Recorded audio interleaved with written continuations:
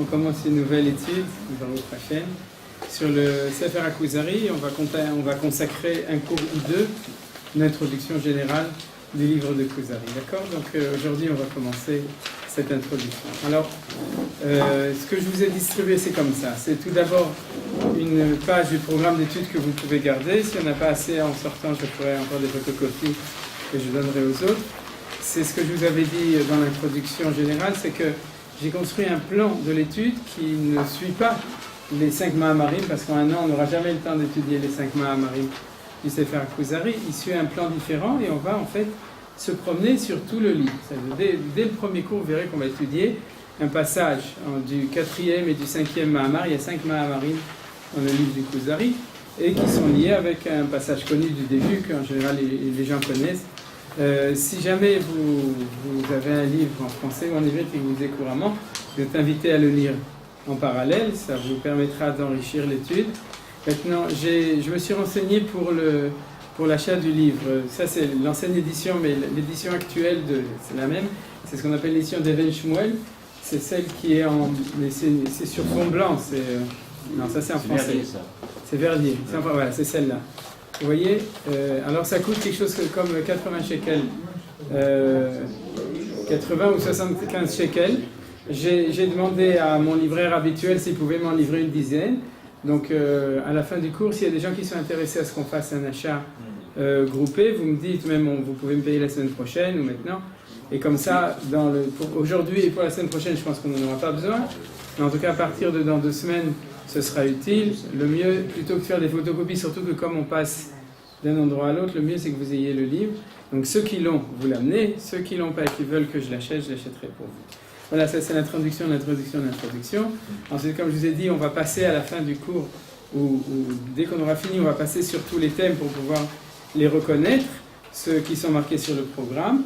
Et l'autre feuille que j'ai photocopiée, c'est tout d'abord la Pticha, l'ouverture du Kuzari qu'on étudiera comme introduction, ce qui a marqué Pticha, et de l'autre côté, un texte de Manitou qui est justement 3 textes différents de Manitou dans la parole et l'écrit numéro 1, duquel il parle du Kuzari. C'est pas un article sur le Kuzari, c'est un article sur le Rav Kook, mais j'ai pris 3 passages importants, donc on va lire et étudier, j'espère aujourd'hui déjà, sur le Kuzari, sur la manière dont Manitou regardait les choses. Voilà. Donc, à partir de cela, nous pouvons commencer. Premièrement, l'histoire de l'Empire Khazar n'a pas de rapport n'a pas de rapport essentiel, on pourrait dire. Il y a un rapport indirect dont je parlerai, mais n'a pas de rapport direct avec le livre du Kuzari. L'histoire des Khazars, de l'Empire des Khazars qui s'est converti au judaïsme, je ne vous donne pas de date, mais c'est au 9e siècle, c'est 8e siècle, 10e siècle. Ceux qui sont érudits pourront me corriger. Donc c'est la trame littéraire du livre. C'est-à-dire que Rabbi Yehuda Halevi a décidé, pour que ce soit un livre qui soit intéressant, a priori c'est-à-dire c'est quelque chose de littéraire, il a décidé de prendre comme trame l'histoire réelle qui est arrivée des Khazars. Je pourrais vous la raconter, mais je me suis dit que c'est Chaval al-Azman, c'est pas le sujet pour l'instant. Ceux qui veulent, vous trouverez vos sources. Il y a certaines éditions hébraïques où il y a l'histoire des Khazars au début et à la fin. L'édition, je ne sais pas ce que Verdi, c'est la traduction de Salomon Maïmon. C'est l'ancienne? Oui, c'est la traduction de l'arabe. Oui, mais c'est la traduction de qui? Vous ne savez pas. En tout cas, dans Salomon, Marshal Toiti. Non, c'est autre chose, ouais. Il y a une ancienne édition que vous avez peut-être chez vous, ceux qui ont des vieux livres de Munch, de Munch aussi. C'est il y a plus de 100 ans, où il y a toute la correspondance entre Rabbi Shmuel Anagid et le roi des Khazars, qui est transmis là-bas en français. Bon, je l'ai vu une fois, je ne l'ai pas à la maison. En tout cas, de manière générale, l'histoire, je vous le dis en 2 mots, et c'est marqué ici en 2 mots, c'est une histoire véritable. L'Empire des Khazars, c'est un empire c'est un royaume qui est devenu un empire qui était à côté de la mer Caspienne, et puis c'était des gens qui étaient aussi valeureux, etc. Ils disent qu'ils descendent, selon les traditions, de Togarma, c'est-à-dire ça fait partie des peuples qui descendent directement de Yéfet. Et dans leur recherche, ils ont commencé à chercher, et entre autres, comme il y avait, d'après la version que j'ai lue, comme il y avait déjà des Juifs qui étaient là-bas, qui arrivaient de l'Empire perse et d'autre part, et de l'Empire byzantin et tout, le roi a fini par se convertir, il a converti, etc. Il y a eu un empire juif là-bas pendant un certain nombre d'années, qui était grand. D'ailleurs, c'est-à-dire à un moment, à son apogée, c'est quelque chose de très grand. Il faisait des tsarot et aux Perses, et aux Turcs, et aux Byzantins au début. Bref, mais qui sur voilà. Maintenant, il y a plein de lachon hara qui se dit chez les chrétiens et les musulmans, on dit qu'ils sont convertis au christianisme et à l'islam. Nous, on dit qu'ils sont convertis au judaïsme. On sait toujours qu'on a raison et que c'est les autres qui disent des mensonges.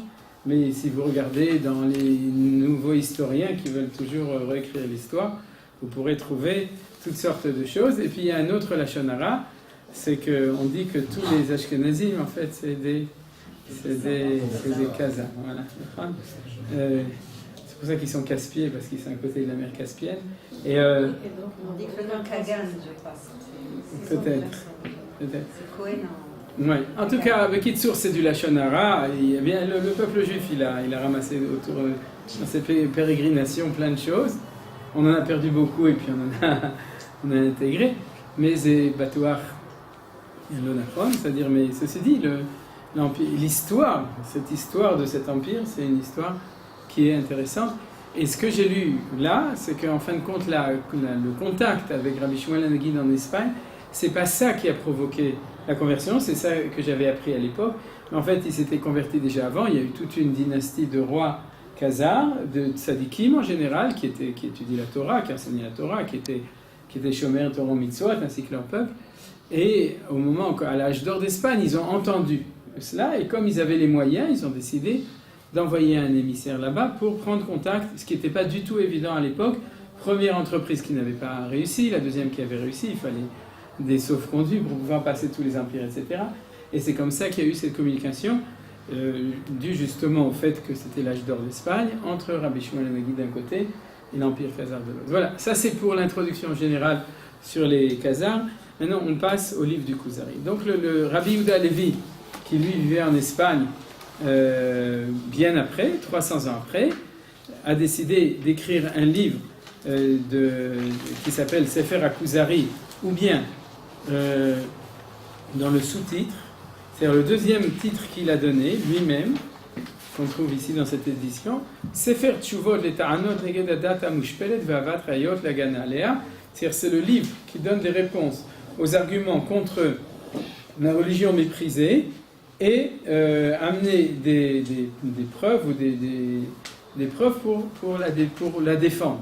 C'est un livre a priori apologétique pour défendre le peuple juif des attaques.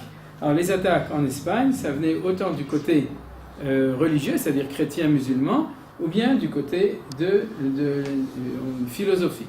On le sait aussi par le célèbre livre, il y a d'autres, mais ce que nous connaissons tous, c'est le Moreh Nevuchim, le guide des égarés, puisque, en fin de compte, ce qui dérangeait Maïmonide, ce n'était pas les questions, il en parle aussi, les attaques musulmanes, mais le problème essentiel, qui était le problème des Juifs de son époque, c'était la confrontation, on pourrait dire, avec l'académie, c'est-à-dire avec le monde qu'on appellerait aujourd'hui occidental, mais à l'époque, c'était le monde, justement, aussi, le monde des connaissances qui venaient de Grèce et romaine, et qui étaient, à cette époque, du côté musulman. C'est-à-dire avec la philosophie essentiellement, la philosophie grecque, ça c'est Maïmonide. Mais Rabbi Yehuda Levi avait le même problème, c'est-à-dire le problème d'un complexe intérieur des Juifs par rapport à notre propre culture, et puis d'une attaque constante des autres. Mais en fait, il a écrit ce livre, non pas pour s'adresser aux goïms, il s'est adressé à nous pour pouvoir donner une réponse à tout ça. Voilà. Alors, ça c'est le titre véritable du livre, mais c'est même pas encore véritablement le titre. On pourrait dire que oui. Maintenant, je vais faire dans cette introduction, tout d'abord, en vitesse, je voudrais éliminer une des approches, l'approche primaire que moi-même j'avais quand j'étudiais pour la première fois le Kuzari, sans avoir un enseignement, disons, qui me dirigeait. Et c'est quelque chose de très important. de remettre les pendules à l'heure.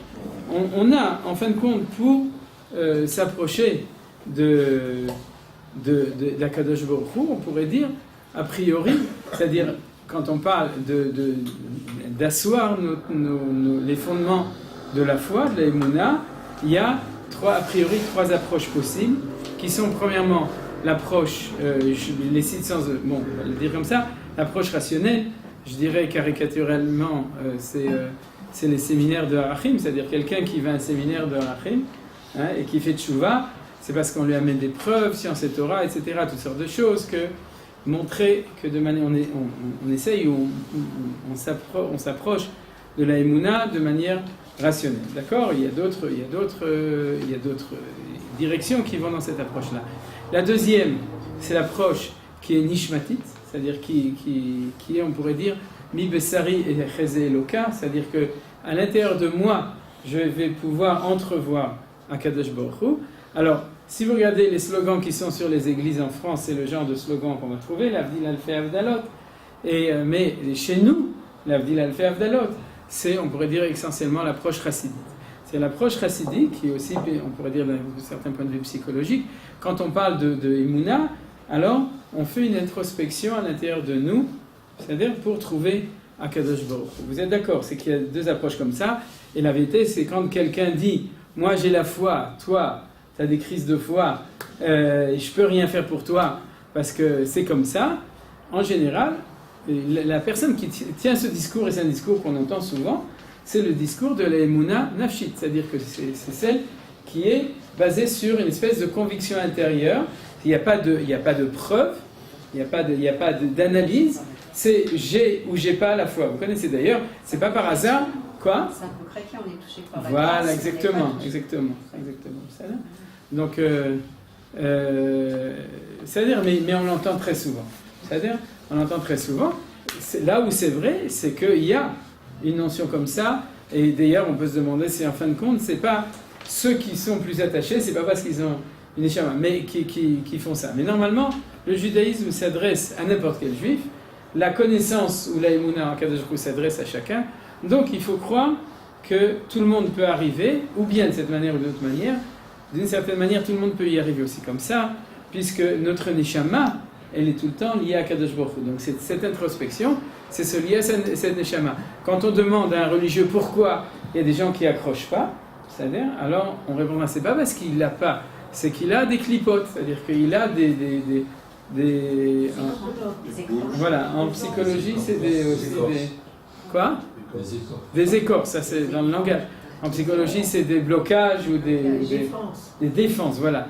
Il a des défenses, souvent c'est des défenses d'éléphants, c'est des trucs énormes, mais en tout cas, on s'empêche de se lier avec sa propre neshama. Celui qui est ma'amin, il le voit chez les autres. Des fois, il sent que, en fin de compte, il a, et puis il se défend de ça. Alors ça, c'est le côté introspectif qui peut se développer. En même temps, en le développement, par exemple dans la chassidoute, on peut le développer par la chavaya, par l'expérience religieuse, et puis en même temps, en faisant tout un travail d'enlever toutes ces écorces, dans la avoda du moussar, la Torah moussar, etc. On parle beaucoup de ça et tout, d'arriver au point intérieur. Par exemple, vous savez que dans Breslav, on appelle ça la Nekuda, Nekuda Tova, c'est-à-dire la recherche de cette Nekuda, ou dans Chabad aussi on en parle, etc. Et vous comprenez.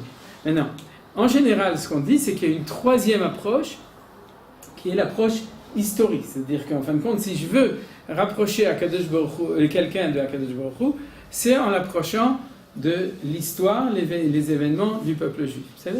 Et c'est vrai, il y a beaucoup de gens qui sont liés à Akadosh Baruch Hu et qui sont liés à leur identité juive par l'histoire du peuple juif. Il y en a énormément. C'est la même chose. Que quoi ? Que l'introspection ? Tu as dit qu'ils sont liés à l'identité juive et qu'ils sont liés à Kadosh Baruch Hu à travers l'histoire. C'est peut-être pas quand même exactement la même chose. Que quoi ? Que l'identité juive et à Kadosh Baruch Hu, c'est des choses différentes quand même. Bien sûr. De même que quelqu'un, il peut être lié à lui-même, véritablement, et ne pas, bien il voit son Chelek Eloka, mais il ne met pas Dieu dedans. Alors il y a aussi des gens qui sont liés à l'identité juive par l'histoire sans arriver à Kadosh Baruch Hu.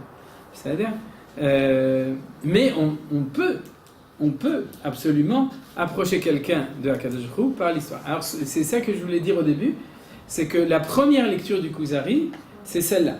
C'est-à-dire que quand on va rencontrer le roi des Khazars, qui va demander au Chaver en qui tu crois, je crois dans le Dieu d'Abraham, d'Israël et Jacob, de celui qui a sorti le peuple juif d'Égypte, c'est comme ça qu'on va le lire.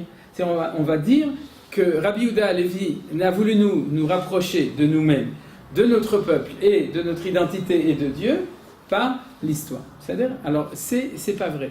C'est-à-dire, c'est pas vrai dans le sens où Rabbi Yehuda Halevi va beaucoup plus loin, c'est ce qu'on va voir maintenant. C'est-à-dire, c'est pas du tout, c'est pas suffisant pour expliquer le livre du cousin. Oui, qu'est-ce que tu veux dire, Maurice?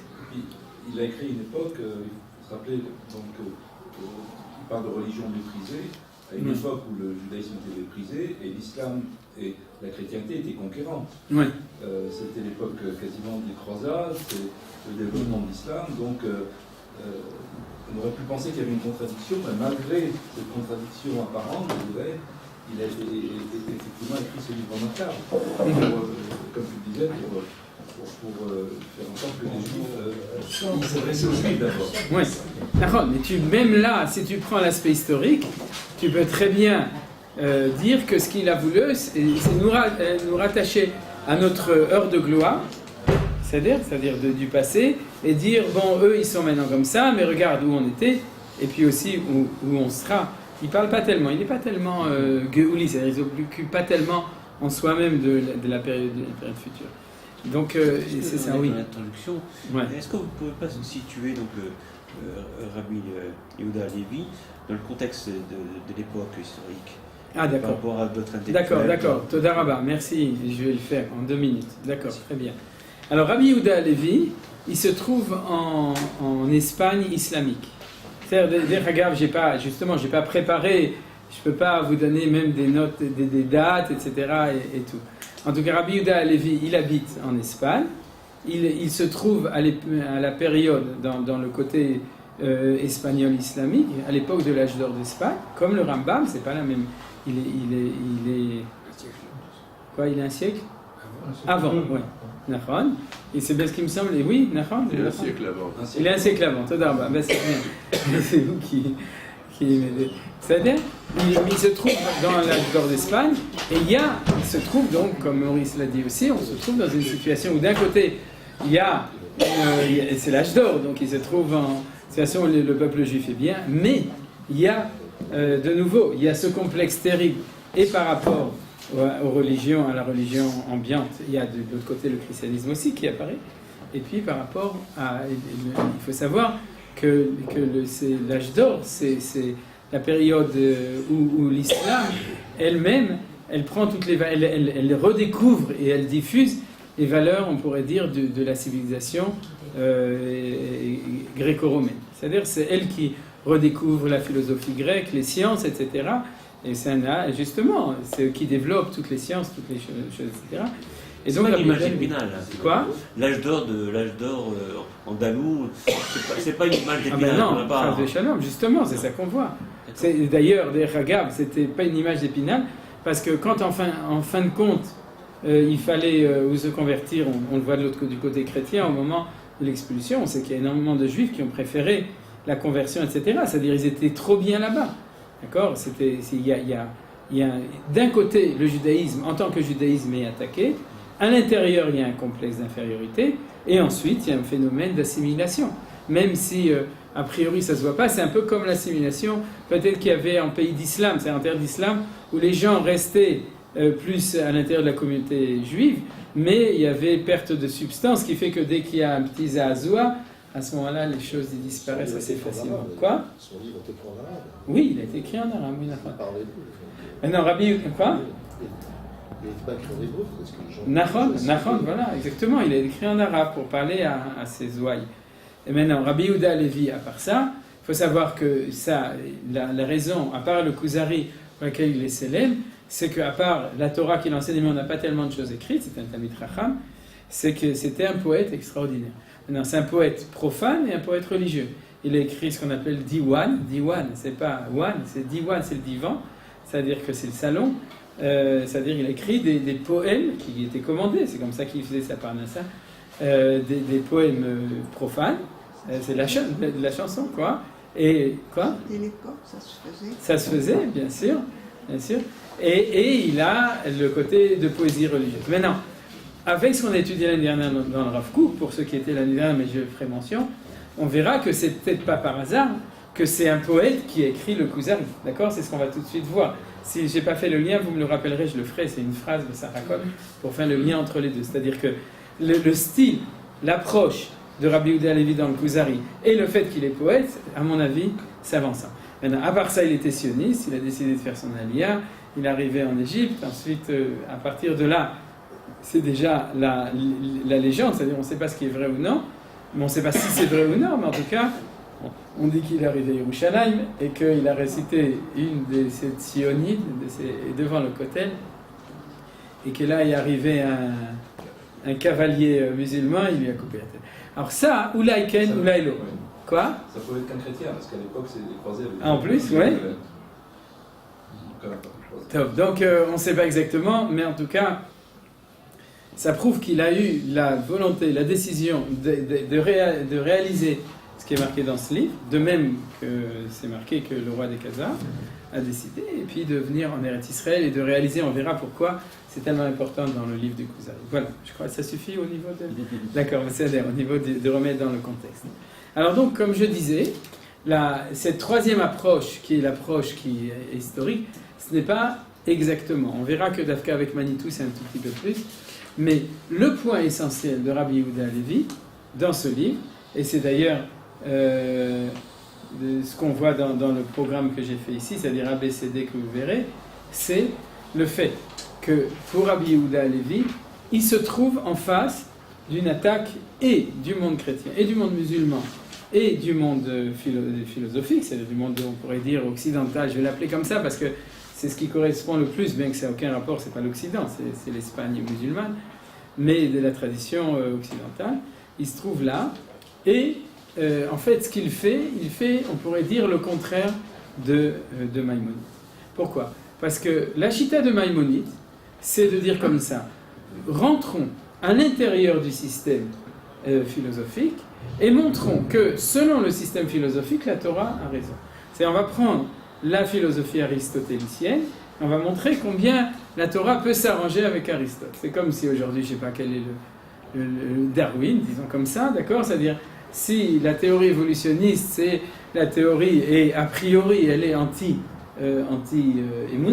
d'accord? Puisque l'évolution naturelle fait que Akadosh Baruch Hu, elle permet d'éliminer Dieu du monde.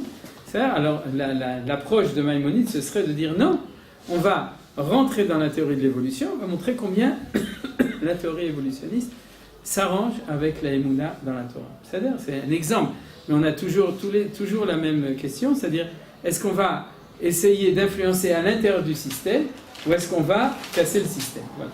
Alors donc, le Rambam, Maïmonide, il rentre dans le système, c'est-à-dire, c'est d'ailleurs aussi une des raisons pour laquelle, d'un certain point de vue, Maïmonide manque d'actualité.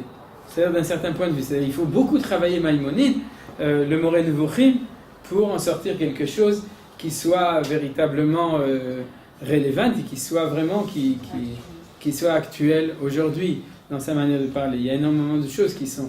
Alors il y a des gens qui aiment beaucoup Maïmonide à l'université comme à l'Yeshiva, il y a des gens qui aiment Maïmonide pour d'autres raisons, parce que cette approche rationnelle correspond à leur approche de leur nefesh. C'est-à-dire ils ont besoin de quelque chose qui soit rationnel. Donc ils étudient le Moreh Nevuchim. Mais il y a cette question qui est abordée au niveau de Maïmonide. Alors par contre, qu'est-ce qu'a décidé de faire Rabbi Yehuda Halevi? Et ça, c'est le pshat de la lecture du Kuzari, c'est de casser le système. C'est-à-dire de montrer quoi? De montrer que la meilleure défense, c'est quoi? C'est l'attaque qui a fait Meol. C'est-à-dire, au lieu d'être complexé par la pensée philosophique, par la pensée scientifique, la pensée cartésienne, c'est un peu la pensée rationnelle qui a cours à ce moment-là, Rabbi Yehuda Halevi, il va nous dire, mais en fin de compte, on n'a rien à leur envier, parce que nous, on a mieux que ça à leur proposer. Alors qu'est-ce qu'on a de mieux que la pensée philosophique? C'est on a la prophétie, c'est la révélation. Voilà, ça c'est l'idée essentielle. Vous comprenez pourquoi est-ce que le phénomène d'histoire, c'est un phénomène secondaire dans cette lecture? Parce que la révélation est dans l'histoire.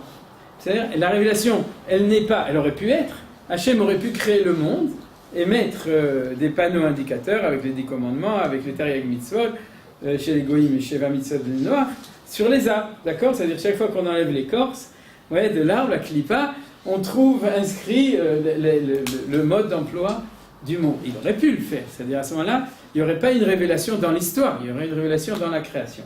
Or, ce n'est pas comme ça qu'Akadosh Baruch Hu se révèle, pas à l'intérieur de l'histoire du peuple d'Israël. Donc c'est pour ça que l'histoire fait partie essentielle, mais ce n'est pas le point essentiel de la lecture du livre du Kuzari. Là, vous avez compris. C'est-à-dire, le point essentiel, c'est l'idée de révélation. Et là, de ce point de vue-là, Rabbi Yehuda Levi va nous développer, et c'est ça, si vous voulez, on pourra même regarder le programme d'études qui nous donnera, en fin de compte, peut-être qu'on va le faire, c'est-à-dire ça nous donnera peut-être, ça nous ouvrira l'appétit pour voir, en fin de compte, toutes les implications de ça, mais c'est en tout cas ça, c'est-à-dire de dire, vous philosophez, mais c'est quoi la philosophie? C'est la réflexion. C'est-à-dire la réflexion, c'est comme le miroir, c'est-à-dire on se regarde. Le miroir réfléchit, mais en fait quand tu fais de la philosophie, c'est tu sors de toi pour revenir chez toi. C'est-à-dire c'est l'amour de la sagesse, philosophie, mais c'est quoi? C'est l'amour de l'être pensant. C'est-à-dire on aime réfléchir, et puis celui qui réfléchit le mieux et qui va faire la meilleure conférence, alors il aura une chaire à la Sorbonne, et parce qu'il pense bien, il pense beaucoup, etc., il sait exprimer ces choses, mais Bessar HaKol, c'est un être pensant, c'est le summum de l'intelligence exprimée, de la réflexion humaine. Nous dit Rabbi Yehuda Levi, Kol HaKavod, c'est très bien, c'est parfait, mais nous, on a mieux que ça, on a la connaissance. C'est on a la connaissance de ce qu'est le monde, de ce qu'est l'homme, de ce qu'est la divinité, par la révélation de Akadosh Baruch Hu. Et c'est ça qu'on a. Donc, on a mieux. Alors, vous me direz, une des questions, la première question qui va se poser, ok, et alors, du coup, on arrête de réfléchir. Vous comprenez? C'est-à-dire que, est-ce qu'on les élimine ou non? Et c'est le premier sujet qu'on va étudier, comparé à la philosophie et à la réflexion humaine. Vous voyez, dans le programme, on va tout d'abord s'attacher à cette question. Ce n'est pas l'ordre du livre de Rabbi Yehuda Levi, parce que, en fin de compte, il va aussi nous aider à comprendre comment on fait la synthèse entre les deux. À la yeshiva, on n'arrête pas de réfléchir. Quand on étudie un Tosfot, c'est plus difficile souvent que d'étudier un passage de Lévi-Strauss ou de Sartre. Un bon Tosfot, il faut avoir les méninges bien accrochés pour pouvoir l'étudier et le comprendre. Donc, c'est pas qu'un juif arrête de réfléchir parce qu'il y a la révélation. Il y a participation des deux éléments. Mais on a quelque chose qui n'existe pas parce que par définition, la révélation se passe à l'intérieur du peuple juif. C'est-à-dire que chez les Goïm, il n'y a pas de révélation, sauf exception. Quelle exception? Bilam, voilà, mais c'est le dernier. C'est-à-dire pour Rabbi Yehuda Levi, il n'y a pas de révélation en dehors du peuple juif, il n'y a pas de prophétie en dehors du peuple juif. Si l'islam se considère comme ayant été révélé quelque part. Alors voilà, on va tout de suite en parler. Si l'affronte l'islam, il a un problème avec ça, parce qu'au niveau de la révélation, il prend la révélation à la lettre. Il a fait, très bien. Bessel. Alors, quoi? Révéler un individu. Yehuda Levi. Il en parle, au début du livre, il parle de ça. Il a fait mieux. Bessel. Alors, donc ça c'est le premier point, et c'est le point essentiel. C'est que, en fait, et vous savez que c'est le thème de cette année à Midrashet Yehuda, c'est que, en fait, par l'étude du livre de Rabbi Yehuda Levi, on va s'occuper du phénomène de la révélation prophétique, c'est-à-dire qui est l'essentiel de ce qui nous diffère de toutes les autres nations. Les autres nations sont philosophes, et nous, on est en plus de ça, et par essence, on est, en fin de compte, on est le peuple de la révélation. Alors, les questions qui sont posées, c'est comme ça. Tout d'abord, on ne va pas rentrer dans le premier sujet, on va faire ça de manière beaucoup plus, justement, comment on appelle ça, Shachor Lavan, c'est-à-dire de manière, comment on dit en français, manichéenne. Non. Contrasté, voilà, Todaraba. Contrasté entre eux et nous, c'est-à-dire dans l'approche philosophique a priori, dans l'approche philosophique, il n'y a pas de révélation possible. C'est-à-dire, ça c'est ce qu'on voit au tout début du livre de Rabbi Yehuda Halevi, c'est-à-dire qu'il n'y a pas de révélation possible, donc tous les phénomènes de religion sont des phénomènes psychologiques. C'est-à-dire que c'est l'homme qui s'invente, pour toutes sortes de raisons, psychanalytiques, psychologiques, ou toutes sortes d'autres raisons, il s'invente et il croit que Dieu lui parle. C'est-à-dire, mais Dieu ne parle pas à l'homme, parce que le Dieu du philosophe ne peut pas parler à l'homme, et le Dieu du philosophe moderne ne parle pas à l'homme puisqu'il n'existe plus. C'est-à-dire qu'entre les anciens philosophes, chez qui il y avait un Dieu parfait, mais qui ne parlait pas, puisqu'il est parfait, il n'est pas en contact avec le monde imparfait, ça c'est le début du Kuzari. Et aujourd'hui, c'est encore plus facile, il ne parle pas puisqu'il n'existe pas. Donc pour la philosophie, ouais, c'est ça, c'est Nietzsche qui l'a tué, Nachon. Et donc à ce moment-là, il n'y a pas de communication. Donc dès que un croyant, quel qu'il soit, juif, chrétien ou idolâtre, parle de religion, pour un être sensé, rationnel, sérieux, c'est qu'il délire, d'accord ? C'est-à-dire qu'en fin de compte, s'il parle d'expérience prophétique ou de communication avec Akadosh Baruch Hu, alors il est dans le délire. S'il parle le fait qu'il aime bien prier, on dira le pauvre, le matin il se lève, il est angoissé. Moi je prends mon café, j'écoute les nouvelles et je prends une cigarette. Lui, il a trouvé une autre solution. Si ça lui fait plaisir, au nom de la tolérance, pourquoi pas ? D'accord ? Mais il perd 1 heure tous les matins, encore une demi-heure tous les jours, l'après-midi. Baya Shelo, les musulmans, c'est encore pire. Et en tout cas, mais c'est son problème. C'est-à-dire que s'il a envie de... et on trouve... Mais c'est pas sérieux. L'opium du peuple, des défenses par rapport aux angoisses de l'inconscient, ou toutes sortes de choses, c'est ça. Donc, il faut comprendre que quand on parle un philosophe, par définition, la religion, c'est pas... Il n'y a pas de révélation. Ça, c'est la chose qui est complètement impossible. Alors maintenant, c'est pour exprimer ce qui se passe par rapport à la philosophie. Au niveau des deux grandes religions, là, Rabbi Yehuda Halevi va répondre à ce que vous dites.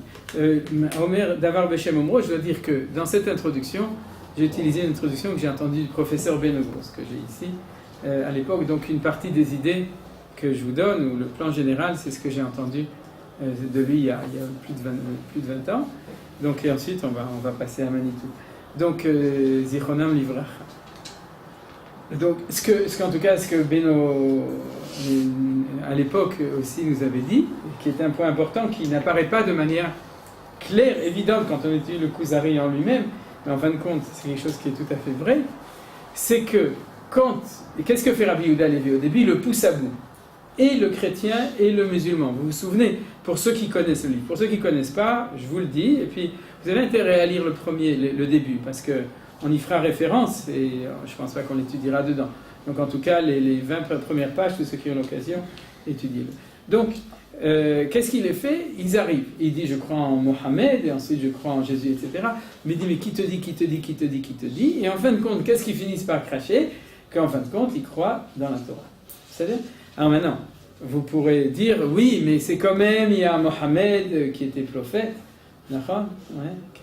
Allah, il est grand, et Mohammed, il en profite. D'accord ? Et aussi, il marchait mauvais zicho. Jésus, il était aussi prophète, etc. Mais on voit bien que Rabbi Yehuda Halevi ne lui permet pas de s'arrêter à cet endroit-là. D'abord parce que c'est une révélation individuelle qui ne permet absolument pas de faire confiance, ni les pseudo-miracles de Jésus, puisque Jésus, en fin de compte, était un élève de l'université de magie d'Alexandrie, vous saviez, hein ?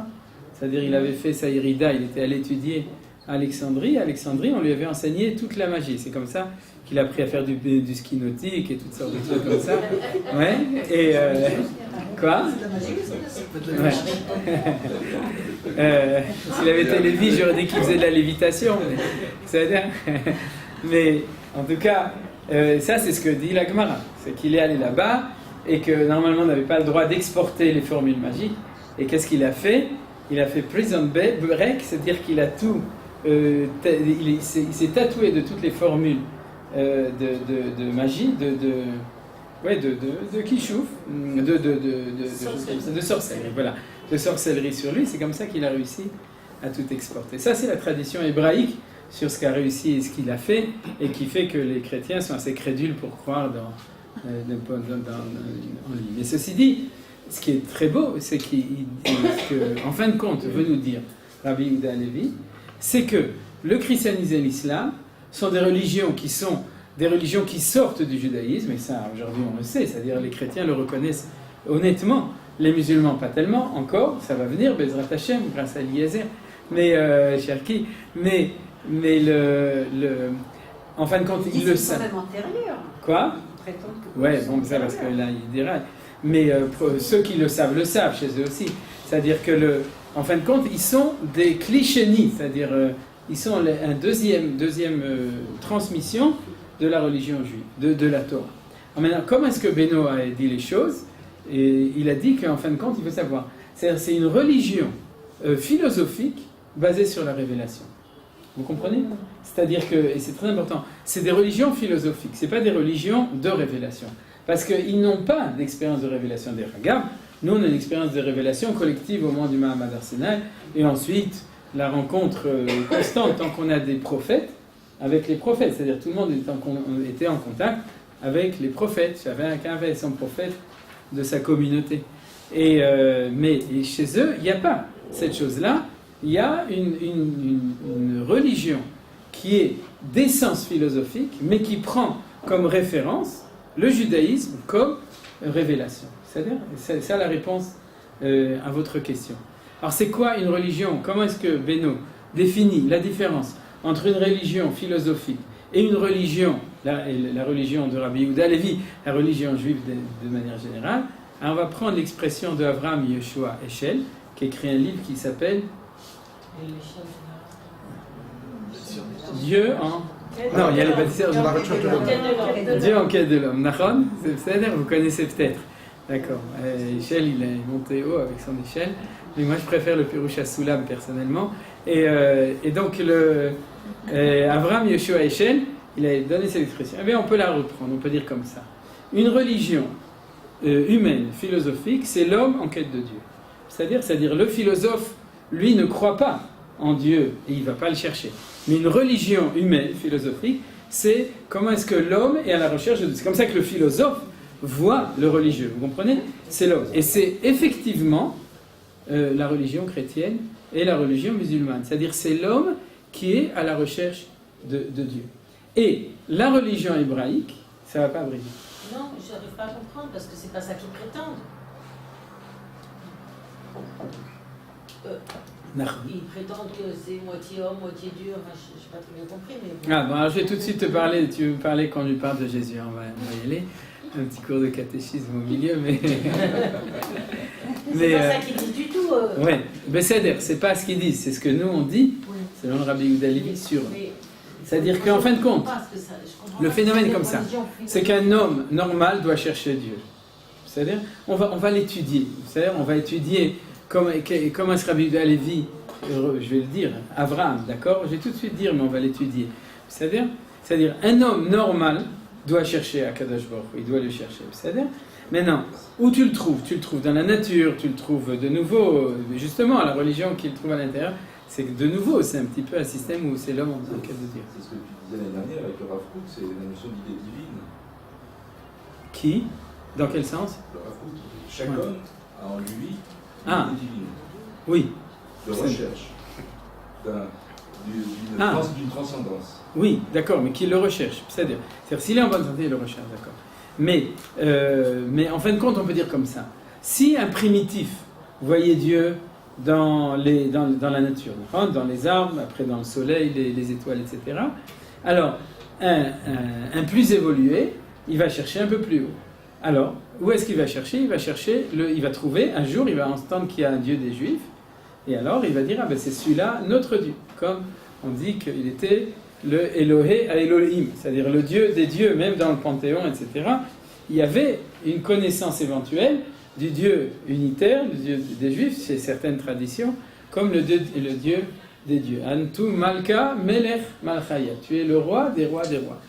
Alors, à un moment, pour des raisons qu'on a plutôt étudiées dans le Rav Kook, dans le Mahalach Haïdiot d'Israël, à un moment, les Goïms ont découvert la Bible, d'accord? Ils ont découvert le peuple juif, et ils ont comparé leur dieu domestique, par exemple, à Rome, c'est-à-dire à qui ils faisaient des petits sacrifices et des petits machins, lui amenaient des fleurs le vendredi, etc. Et puis, ils se sont rendus compte que le Dieu des Juifs, il était mieux, plus intéressant, peut-être plus moral, donc ils se sont convertis. Mais en tant que, s'ils se convertissent au judaïsme, c'est bien, mais en tant que phénomène de religion, le christianisme et l'islam, c'est de prendre comme divinité de l'homme qui en cherche de divinité, puisqu'ils n'ont pas l'expérience de prophétie, c'est-à-dire, donc ils ont pris eux. Alors, comme disait Manitou en rigolant à propos de catéchisme, il disait, mais en fin de compte, c'est quoi le christianisme? C'est que, quelle est la meilleure représentation de Dieu sur terre? C'est un juif. Puisque le juif, il a le Inyan Eloki. Il a le Inyan Eloki, c'est-à-dire qu'il a le Tselem Elokim, on pourrait dire. Donc on voit mieux Dieu sur la tête d'un juif que dans les arbres ou dans les étoiles, etc. Donc, ils ont décidé de se prosterner devant la meilleure représentation. Ils ont dit, on voit Dieu, donc le Père, le Fils, etc. etc. C'est-à-dire le Shilshul. Donc, en hébreu. Et c'est-à-dire et donc, vous avez compris. C'est-à-dire que c'est le summum de pouvoir trouver une représentation. Donc, inconsciemment, en fin de compte, ils sont à la recherche de Dieu. Où est-ce qu'ils peuvent le voir? Ils l'ont trouvé là. Bon, chez les musulmans, c'est un petit peu différent. Mais à la source, tout le monde reconnaît et finira par reconnaître que c'est le Dieu des Juifs. Mais ils n'ont pas d'expérience de révélation. Donc, c'est toujours une recherche de l'homme en quête de Dieu. C'est-à-dire, alors que par contre, le chidouche, selon Benogros, du Kuzari, c'est de nous faire prendre conscience de ça, qu'en fin de compte, on n'est pas à la recherche, on est à la recherche, mais la découverte, c'est quand Akadosh Baruch Hu dit qu'il est à la recherche de Dieu, à la recherche de l'homme, donc il nous fait coucou et il se révèle à nous. Alors je vais prendre tout de suite, mais on l'étudiera sur texte, parce que c'est un très beau texte de Rabbi Yehuda Halevi qui nous parle de Avraham Avinu. Il nous demande pourquoi est-ce que la Torah ne nous raconte pas l'histoire de Avraham Avinu quand il a cassé les idoles et quand... qu'est-ce qu'il y a eu encore? Il y a une deuxième histoire. Quand il a cherché Dieu, au début il pensait que c'était la lune, ensuite il a vu que c'est le soleil éliminait la lune, donc il a dit que c'est le soleil, ensuite il a vu que c'est les nuages, etc. La plus belle des petites souris, donc Bassof. Donc il était à la recherche et il a trouvé. Alors si vous lisez Maïmonide, vous verrez que c'est comme ça qu'Avraham Avinu est devenu croyant. Le premier chapitre d'Ilchot Avodah Zara, Rambam Yomi, c'est dit Avraham Avinu aya Gedol à philosophie. C'était un grand philosophe, puisque par sa recherche, il a réussi à découvrir le bon Dieu. Vous connaissez ça? C'est-à-dire, qu'est-ce que nous dit Rabbi Yehuda Halevi? Rabbi Yehuda Halevi, il nous dit dans le Kuzari, 3e ou 4e Mahamar, il dit comme ça. Avraham Avinu, il a fait des recherches, il a écrit 20 tomes de ses recherches. C'est-à-dire, la Gemara elle dit, Sheshmot, il avait le manifeste, ou le chasse, d'accord, de comment est-ce qu'il allait à la chasse pour trouver Dieu. C'est-à-dire, comment est-ce qu'il a cherché, il a écrit, etc., toutes ses preuves et toutes ses réponses, etc. Et puis un jour, Akadosh Baruch Hu lui a téléphoné et il lui a dit, Lech lecha. Vayomer Hashem el Avraham, Lech lecha. Qu'est-ce qu'il a dit à Abraham? Il a pris ses valises, il est parti, il a pris son chasse qu'il avait écrit, il l'a jeté au feu, il l'a brûlé, il l'a jeté. Parce qu'il a dit, ça n'a plus aucun intérêt. J'avais écrit de la philosophie pour décrire Dieu comme quelqu'un qui ne voit pas, Dieu qui ne connaît pas. Maintenant que je le connais, je n'ai pas besoin d'écrire un doctorat sur mon frère. Je le vois tous les jours, je lui dis bonjour et on se fréquente, c'est-à-dire on n'a pas besoin. Voilà. Ça, c'est la réponse de Rabbi Yehuda Halevi. Vous avez compris l'idée fondamentale. C'est-à-dire que ça, c'est cette expérience directe de la connaissance de Akadosh Baruch Hu. Voilà. Ça, c'est ce que nous dit Rabbi Yehuda Halevi d'après le professeur Benogros. Alors, pour cela, je prends une idée de base que vous connaissez. Après ça, on va passer à Manitou. On va terminer. Benogros nous amène le texte très connu de Rabbi Yehuda Halevi qui parle des 5 niveaux. C'est-à-dire d'Afka, j'ai fait exprès peut-être pour énerver tout le monde d'en parler à la fin, dans le D ici, mais les 5 niveaux de l'existence. Alors les 5 niveaux sont, le plus bas c'est le minéral, végétal, animal, l'homme, et après, Le prophète. et le prophète. Voilà, le prophète c'est Am Israël.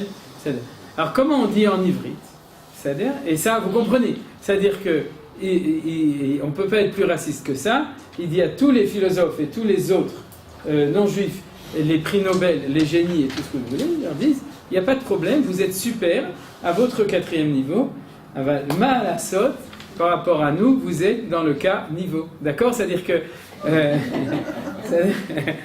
nous on est au 5e niveau, on est dans les Inyan Eloki, c'est-à-dire qu'on est au niveau du prophète, et c'est autre chose. Et il va nous raconter l'histoire du peuple juif et de l'humanité vue sous l'angle de ce 5e niveau que nous appelons, comme le Rabbi l'appelle, le Inyan Eloki. Vous pouvez le noter, c'est très important parce que c'est là-dessus qu'on va voir le Chidouche de Manitou. Le Inyan, le principe Eloki divin. C'est-à-dire, c'est celui qui est celui du 5e niveau. C'est celui qui est porteur de la divinité. Alors maintenant, ce qui est très intéressant, et ça je l'ai entendu par oral, un petit peu par écrit de Manitou et de Beno, les deux, c'est que, en fin de compte, ça veut dire que le porteur de la présence divine dans le monde, c'est la parole. C'est-à-dire la parole, le dibour. Ba'asara ma'amarot nivra olam, le monde a été créé par 10 ma'amarot, paroles, et la Torah a été révélée par 10 paroles. Aseret adibrot, il y a une différence entre amira et dibour, mais c'est la parole. Alors, en hébreu, le minéral s'appelle domaine. Domaine, ça veut dire quoi? Le silencieux. Veidom Aaron. Kol demama daka. Donc, en fin de compte, ce qui définit le minéral, c'est pas qu'il est minéral, c'est qu'il est muet. C'est-à-dire, c'est qu'il parle pas. Donc, le niveau de dibour est le plus bas. Ensuite, il y a le tsoméach. Le tsoméach, c'est celui qui, pour Manitou, dans le texte qu'il dit, c'est celui qui murmure. Voilà, c'est le début du murmure. Beno avait donné une image poétique aussi. C'est le bruit du vent dans les branches d'arbres. C'est-à-dire, alors si vous aimez cette image, mais en tout cas Manitou il utilisait plutôt l'idée du murmure, c'est-à-dire ça commence, et dit que le mot même sommaire, c'est onomatopée. Ah, le siar, ça fait connaître, voilà, il a fait. Ensuite, l'animal s'appelle Chai, c'est-à-dire, et ça ce que Beno avait dit, c'est Chai, c'est celui qui prononce qu'on appelle ça? Des syllabes, d'accord? Des syllabes, c'est-à-dire qu'il ne fait pas des mots, il s'exprime par des syllabes. Alors c'est comme le mot Chai, d'accord? Ensuite, l'homme, ce n'est pas l'homo sapiens, ça c'est le cours de Manitou, il y a un beau cours aussi enregistré sur Acadème qu'il a fait en 75, si vous voulez écouter, et en tout cas d'introduction au Kuzari, et il dit que dans la tradition extérieure, on parle de l'homme pensant, c'est-à-dire et que c'est pas par hasard, vous avez compris, puisque c'est la philosophie, et que pour nous, ça a toujours été appelé Hay Amedaber, c'est-à-dire que l'homme s'appelle le vivant parlant, pas le vivant pensant, mais le vivant parlant, parce que ce qui définit la madriga de l'homme, c'est le dibour. Et non, c'est quoi le dibour? C'est la communication, c'est-à-dire la capacité de créer un lien avec autrui. Alors l'autrui par absolu, c'est Akadosh Baruch Hu. Et donc, le 5e niveau, c'est le Navi. Et le mot Navi vient du mot Niv. Niv, c'est les Sfataim, c'est-à-dire c'est les lèvres, c'est-à-dire Boré Niv Sfataim, Shalom Shalom, la Rachok, le Karo, Marachem, le Fahati. C'est-à-dire que le Navi, c'est celui qui exprime. D'ailleurs, c'est marqué le forage de Rashi dans la Torah. Ata tielo lelokim, Aaron yen viecha. C'est-à-dire Aaron sera il ne sera pas du tout ton prophète, il sera ton porte-parole. C'est-à-dire le Navi, c'est le porte-parole, ou dans le Lachat de Rashi, le prédicateur, c'est-à-dire le porte-parole, prédicateur.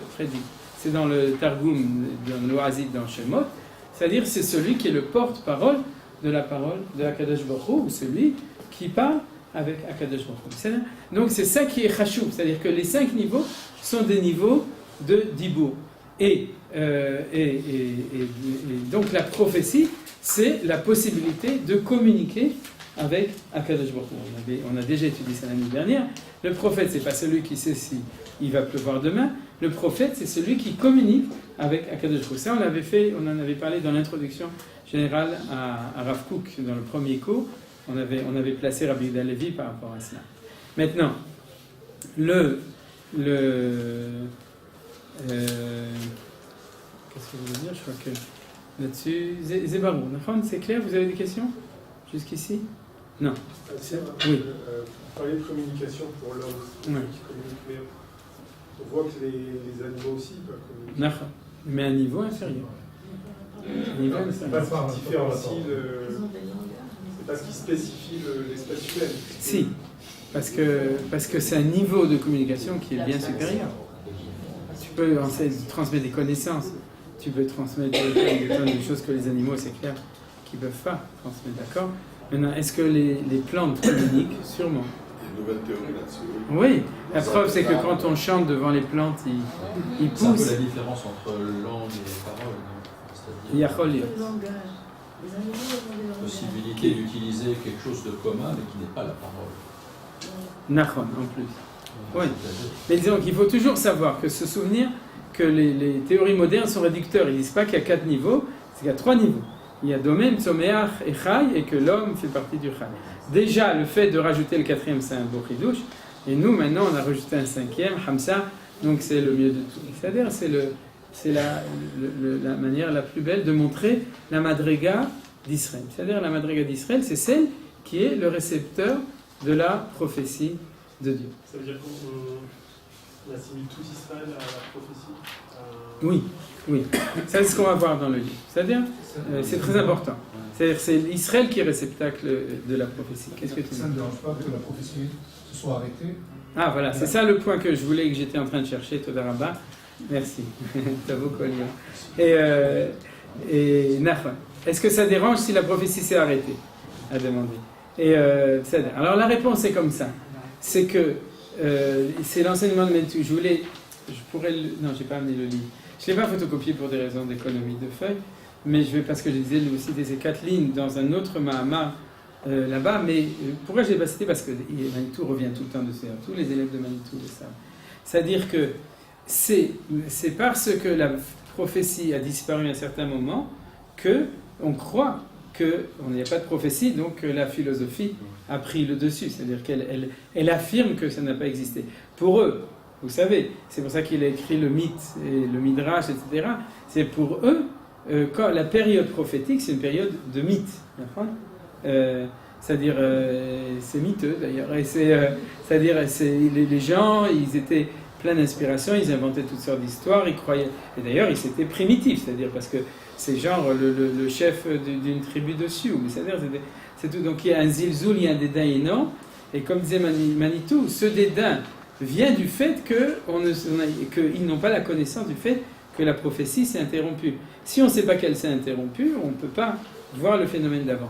Maintenant, le deuxième principe qui est le plus important, c'est qu'elle s'est interrompue momentanément, même, j'utilise les mots de Manitou, même si ça a duré une très longue période, mais c'est momentané, c'est-à-dire qu'elle doit revenir. Ça, c'est ce qu'on a appris dans le Rav Kook l'année dernière de manière très importante, parce que le Rav Kook, en fin de compte, nous parle de ce phénomène du retour de la prophétie de nos jours, ainsi que dans le Gras, etc. Mais c'est ça qui est important. C'est-à-dire que c'est une parenthèse de l'histoire.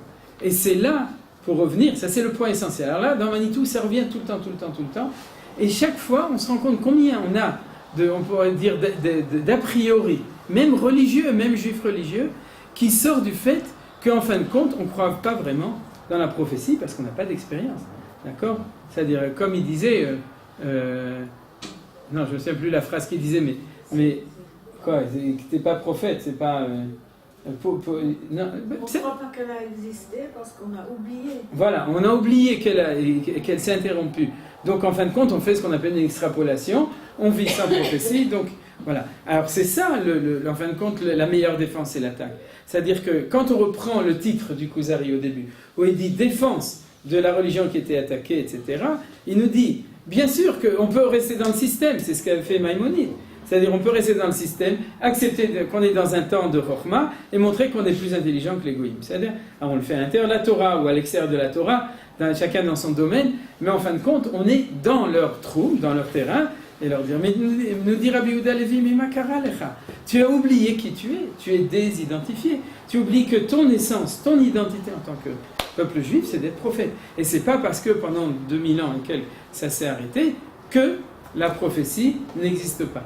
Comme dans une autre image qu'il utilise, je ne sais pas, non, je crois pas que c'est dans ce texte, c'est dans un autre texte, où il parle, je ne me souviens plus où je l'ai lu cette semaine, mais en tout cas, c'est comme les émissions de radio, d'accord ? C'est-à-dire qu'en fait, il y a une émission, et il nous dit un point très important. Le problème, il est dans l'émetteur ou dans le récepteur ? Dans le récepteur.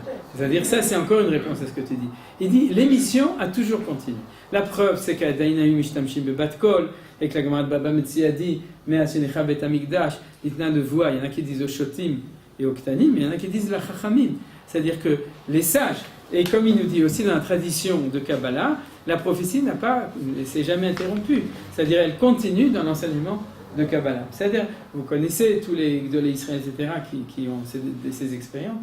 C'est-à-dire, sauf que c'est pas, on n'a pas la possibilité de recevoir ce qui était à l'époque et ce qui va revenir Bezrat Hashem. Mais l'émission existe et la réception, les postes récepteurs et la longueur d'onde et l'endroit pour pouvoir le recevoir, on est en train de tout reconstruire ici. C'est en Eretz Israël. C'est-à-dire, voilà. Donc ça c'est le point pour terminer. Alors qu'est-ce que nous rajoute Manitou ? Alors vous savez ce qu'on va faire ? On va faire autrement, parce qu'il est déjà moins le cas. On va faire autrement. On étudiera Manitou la semaine prochaine, parce qu'il y a 3 textes, vous pouvez les lire déjà à la maison, et ce sera le deuxième cours et dernier cours d'introduction, c'est le chidouche de Manitou par rapport à Benogos. Alors essayez de vous souvenir de ce qu'on a dit aujourd'hui pour pouvoir, je le rappellerai en 2 minutes, et ce qu'on va faire, c'est qu'on va un petit peu regarder les différents sujets qu'on va étudier cette année, c'est-à-dire dans le programme d'études. Manitou nous rajoute quelque chose d'extrêmement important qu'on va voir là, qui est d'une certaine manière un peu différente de Benogros, c'est du Manitou. Et ensuite, on fera aussi la semaine prochaine, on étudiera donc l'introduction lue selon ce qu'on aura appris jusqu'à ce moment-là. Vous verrez, c'est pas une lecture linéaire, c'est une lecture qui nous permet de voir ce que Rabbi Yehuda Levi voulait nous dire, parce qu'en fin de compte, on le lit en connaissant déjà le sujet. Alors, juste à propos de la remarque, je ne me souviens plus qu'est-ce qu'il y avait... à propos du... Ah, c'est peut-être moi qui l'ai fait. Du lien entre le fait que Rabbi Yehuda Levi était poète et le fait qu'il a écrit de cette manière-là. Alors, pour nous qui avons étudié l'année dernière le Rav Kook, on sait très bien que l'endroit de la prophétie, c'est la poésie. C'est-à-dire, et la poésie sans prophétie, il y a quand même de l'inspiration, il y a la shra, etc. Mais vous vous souvenez, c'était l'imaginaire. Donc, je dirais, comme un drash, pas comme un pshat, que c'est pas étonnant que ça vient d'un penseur qui était en même temps un poète, que c'est lui qui était Megalé Lanou, puisque aujourd'hui il y a une actualité extraordinaire de l'enseignement du Kuzari, comme on le verra. C'est-à-dire que mot pour mot, on lit le Kuzari et on sent qu'il nous parle tel qu'il nous parle. C'est rare d'avoir des phrases, on dit bon, ça c'était de son temps, aujourd'hui on aurait écrit les choses autrement. Le Rabbi Yehuda Levi dans le Kuzari, il est totalement actuel, mais justement parce qu'on est dans ce temps du retour de la préparation à la prophétie et à la prophétie, et donc on a besoin de ça, et on va voir aussi de toutes les conséquences qu'on va voir maintenant, mais c'est ça que je voulais dire en tant que chidouche, c'est que autant Maïmonide était un scientifique, un médecin, et donc aussi un philosophe, autant Rabbi Yehuda Levi était un poète, et donc c'est lui qui nous a transmis, il y a cela 1000 ans, le livre qui nous permet de voir la Torah du côté de la prophétie. Alors on va en vitesse lire ça, et comme ça on aura terminé l'étude d'aujourd'hui. Alors, on est dans l'introduction. Premièrement, la spécificité d'une religion révélée. C'est pour vous donner un petit peu les différentes orientations qu'on va avoir à l'intérieur du livre, parce que vous pourrez dire, j'ai tout dit aujourd'hui. C'est-à-dire qu'il y a des gens qui peuvent se dire, du coup on a compris, c'est Pseder, on ne revient plus, il y a d'autres shiurim intéressants sur Yerushalayim, donc on a compris, c'est la prophétie Nigma. Alors regardez les sujets. Alors, la spécificité d'une religion révélée. Premièrement, comparer la philosophie et la réflexion humaine. Premièrement, la philosophie. Alors, ça, c'est le point qu'on a touché, c'est-à-dire, est-ce qu'il y a antinomie, ou bien est-ce qu'il y a, en fin de compte, rencontre possible entre les deux. C'est le premier sujet qu'on va étudier, et c'est essentiellement des Mahamarim du 4e et du 5e période. Deuxièmement, l'étude de la Torah. Alors là, on va avoir une surprise de nouveau. Et comment est-ce qu'on étudie la Torah ? Est-ce qu'on est là pour faire du chinoun, c'est-à-dire apprendre par cœur la tradition, ou bien quelle est la place de nouveau à la réflexion humaine, etc. Et là, on va avoir une approche d'autre chose que les chrétiens et les musulmans, c'est les karaïtes. Mais derrière les karaïtes, vous savez que les chrétiens aussi sont karaïtes dans leur manière de lire la Torah, ils n'ont pas la tradition orale, et les réformistes, ils sont karaïtes dans le sens où ils éliminent aussi la tradition orale.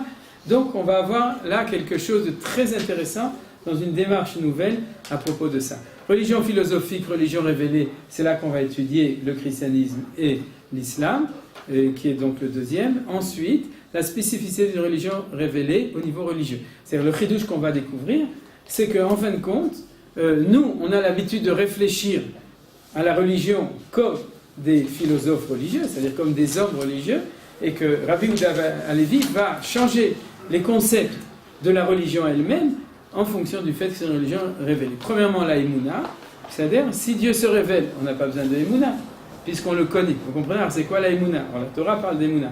Alors on va voir ce que c'est. L'action, l'importance de l'action, on va comprendre pourquoi est-ce qu'il y a des mitzvot ma'asiyot, pourquoi c'est tellement important.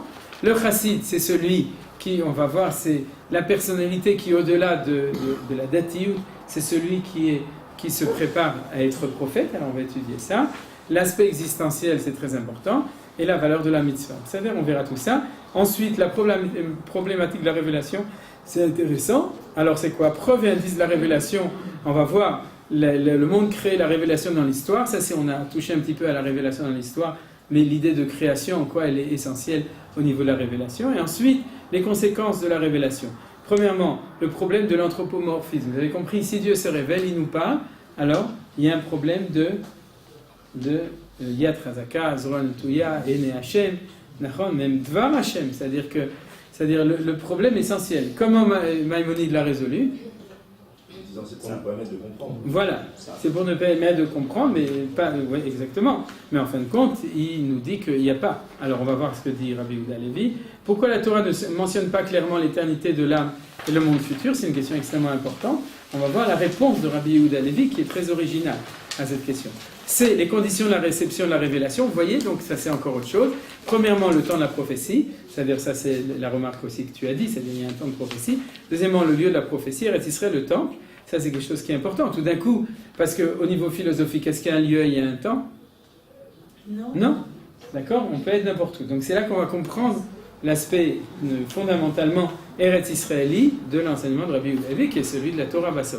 Ensuite, le réceptacle de la prophétie, on verra ce qu'on a dit en deux mots, passage d'individu à la collectivité. C'est-à-dire l'idée de Klal Israël n'existe pas dans une approche philosophique, même religieuse. C'est la raison pour laquelle ceux qui sont religieux, de religion philosophe, c'est philosophique, ils ont une relation individuelle à Dieu. Et pourquoi c'est pas possible? Donc l'idée de Klal Israël, comment apparaît à ce moment-là? Et ensuite le prophète, les niveaux de révélation, le langage de la prophétie, la Shana Kodesh, c'est très important. C'est-à-dire l'idée de la Shana Kodesh. Et ensuite les fondements de l'idée de divinité dans le monde. Alors là, les 5 niveaux, on en a parlé aujourd'hui, on reviendra. L'unité universelle, on le verra. Les noms de Hachem, attributs absolus ou négatifs, ça c'est déjà des sujets un petit peu plus profonds, philosophiques, kabbalistes, etc., qu'on verra. Et la connaissance divine et liberté humaine, il y a au Prirat, Daraba, et on se revoit la semaine prochaine.